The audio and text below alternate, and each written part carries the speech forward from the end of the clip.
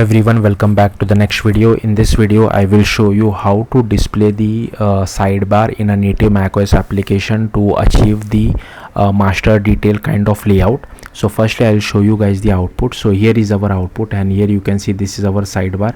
We can if you want, we can move this sidebar as well. And here you can see we have different label. Currently no label is selected, that's why it is saying label 1 selected. If I select label 1, label 1 selected. If I select label 3, label 3 selected. Label 7, label 7 selected.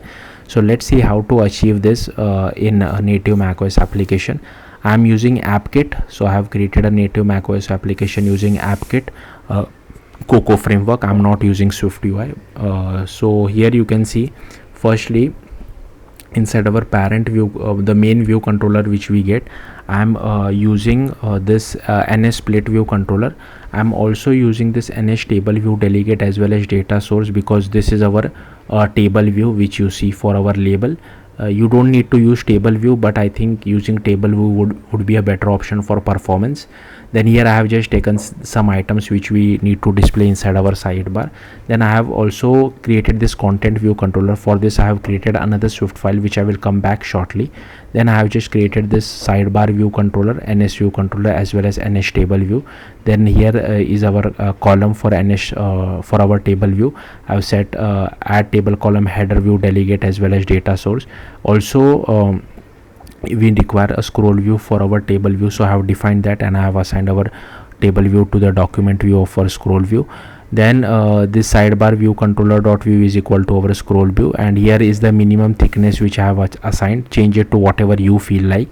And here we are initializing our content view controller. For this is the Swift file which I will show you shortly. Then this is the ns split view item, and I have added our content item to it. Then I'm passing our content view controller to our this content ns split view item.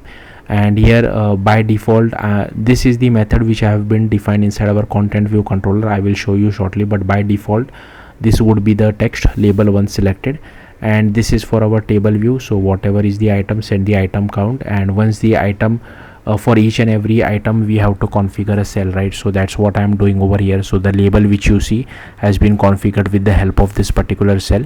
Then I have set the height as well for each and every one of them, and this is the notification for updating our label. So every time our particular table view selection did change, then we want to update the label which has been defined inside content view controller method.